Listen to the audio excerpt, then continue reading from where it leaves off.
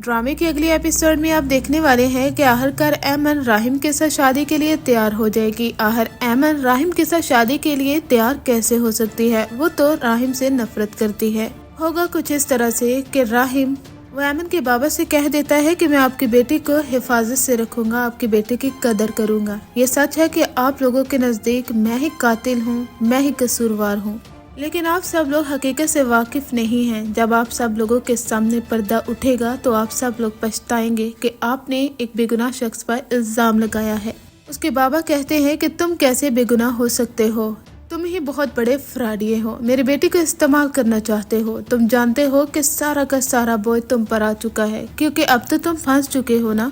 मेरी बेटी के साथ शादी करके मेरी बेटी को कसूरवार ठहराना चाहते हो, ऐसा मैं कभी नहीं होने दूंगा। मैं भी मरा नहीं हूँ। लेकिन राहिम कहता है कि हफीज साहिब, शायद आप भूल रहे हैं कि मैं ये सब कुछ सिर्फ और सिर्फ इंसानियत के नाते कर रहा हूँ, और जो कुछ ऐमन पर बीत रही है उन सब से मैं गुजर चुका हूँ।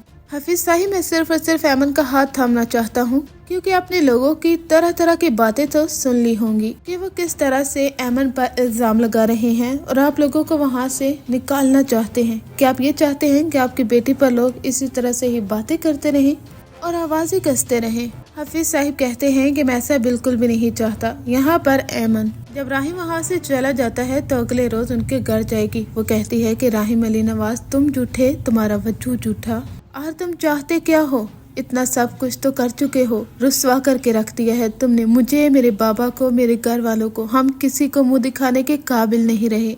राहिम कहता है कि मिस ऐमन, शायद आप भूल चुकी हैं कि मैं आपको सफाई दे देकर थक चुका हूं कि मैंने कुछ नहीं किया।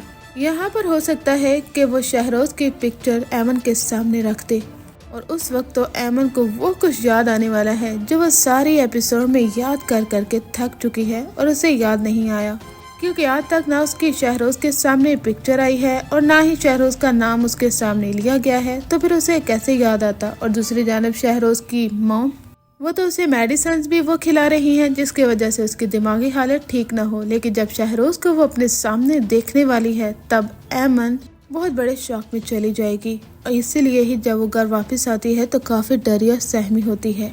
ये ड्रामे का मेन पॉइंट हो सकता है कि इसी वजह से ही ऐमन राहिम के साथ शादी के लिए तैयार हो जाए। लेकिन शादी के बाद अब राहिम का एक नया रूप ही देखने वाले हैं।